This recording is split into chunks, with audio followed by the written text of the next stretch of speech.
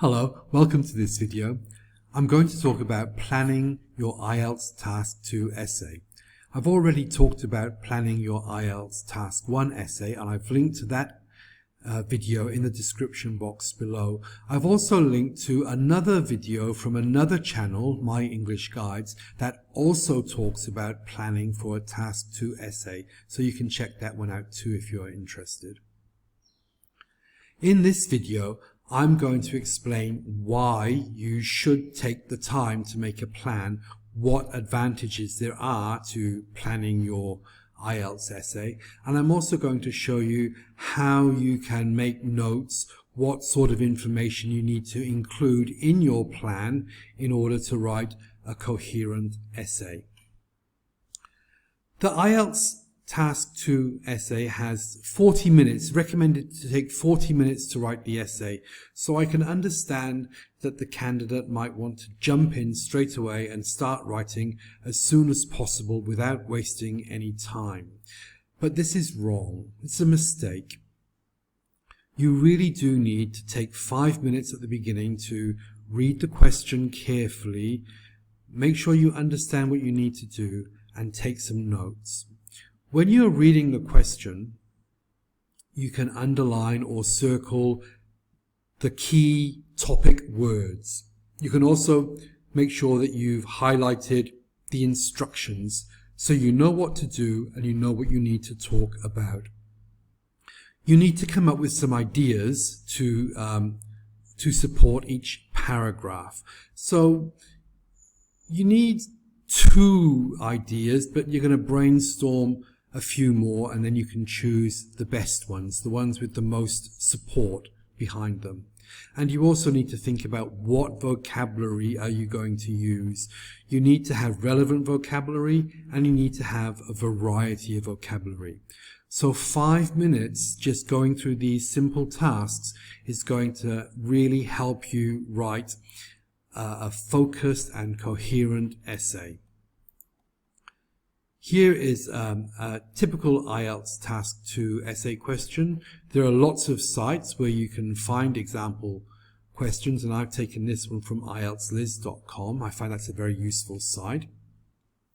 So we can see the first part of the question talks about the topic. This is what we're going to be writing about. And the second part of the question is giving you the instructions, telling you what you need to do. So we need to go through very carefully and make sure we know what needs to be done. And this is all part of the planning process. So I've highlighted the topic in yellow and the instructions in red. So you'll do the same. You'll circle or underline the important information. And as I understand it, we have to discuss the advantages and disadvantages of GM technology in order to produce food to feed a growing world population. That's the topic. That's what we talk about, and we only talk about that. We don't go off topic.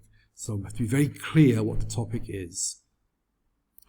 You will notice that nowhere in the question are you asked for your opinion, but I strongly recommend that you do give an opinion, and there are 2 reasons for this.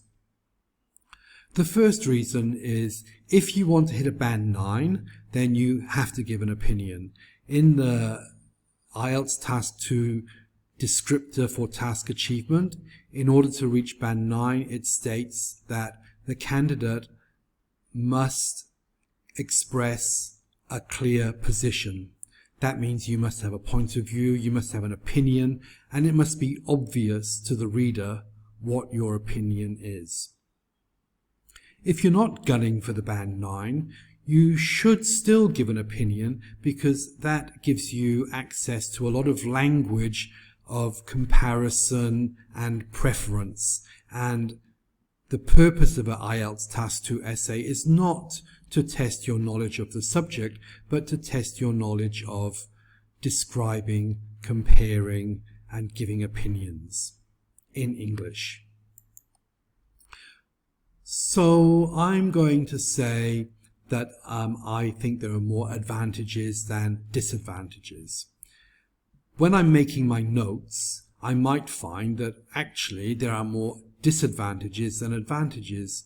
And if that's the case, I'll just change my opinion. For the purpose of the essay, I will change my opinion to match my essay.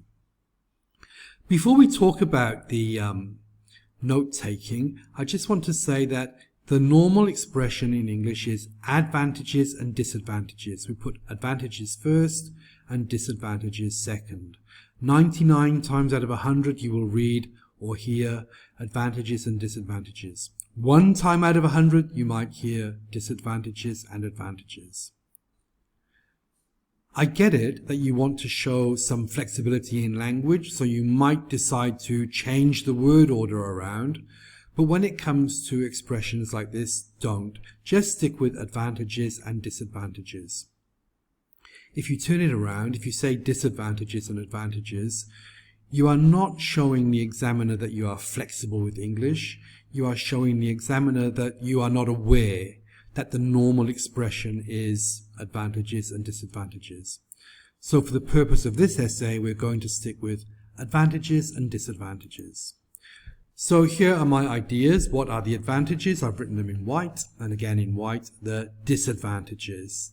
And then underneath in red, I've just put some supporting evidence or some examples to support my ideas. Because one paragraph will have to have one or perhaps two closely linked main ideas, and everything in that paragraph must be related to that idea.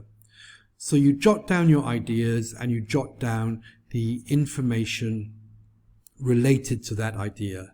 You don't need to write full sentences, you just need to write down ideas at this stage. And you're looking for the idea that will give you the most material to talk about. As you can see, they're not brilliant ideas. If I were preparing for a debate, the other team would knock my ideas down very quickly. If I were preparing to speak at a conference for GM technology, the experts would not be impressed with my ideas. But I don't need to have impressive, convincing, well-informed ideas, because I'm not being tested on my topic knowledge, I'm being tested on my language use. So don't try and be too clever with your ideas. Just keep on topic, keep it simple, and focus on the language that you're using. That is much more important than the quality of the ideas that you are bringing. While you're thinking about your ideas, you're also going to be thinking about the vocabulary. So you would note down, quickly write down some vocabulary words as they come to you while you're thinking about it. In the question, you will find the topic words, so you need to find alternative words because you're talking about growing population, you're talking about food production, you're talking about GM throughout the essay, so you need to have a variety of ways of saying the same thing. Of course, with GM, you need to know that it means genetically modified, and once you've explained GM means genetically modified, you can just use GM throughout the essay. Same with advantages and disadvantages. We know not to flip it around, so we could say benefits and drawbacks. We could talk about positive or negative impacts, just different ways to express the same ideas, to avoid repetition and to show that we have some word power, some vocabulary knowledge. And while I'm thinking about my topic, I was thinking I could write about using GM to replace meat products. So all the words I can think of off the top of my head about farm animals, meats, nutrition words, I've just jotted them down as I thought of them.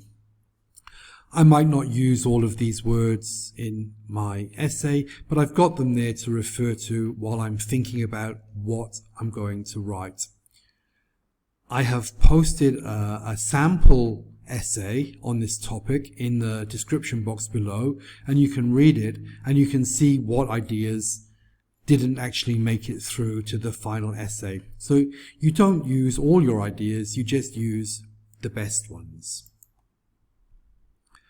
So when you're writing an IELTS Task 2 essay, you need to write a plan. And when you're writing a plan, you're just jotting down the main ideas you're going to talk about. You don't need to convince the examiner of your point of view. You don't need to win the argument. It's not a debate, it's an essay. You don't need to be dramatic. You don't need to support your points by stating terrible outcomes if you do or if you do not. So for example, talking about GM food and feeding a growing population, you don't want to start talking about starvation and people dying of starvation and children crying because they don't have enough food, because that's just drama. It's not academic, it's not professional, and it's not relevant to an IELTS essay. Slang and informal language is also not relevant to an IELTS essay. So avoid slang, avoid writing words like wanna and gonna, avoid terms like kids or stuff, and also avoid idioms, English idioms such as in a nutshell or an apple a day keeps the doctor away. They're not showing the examiner that you are fluent in idiomatic English. They are showing the examiner that you have learned some idioms off by heart and you are able to insert them appropriately or somewhat appropriately into an essay.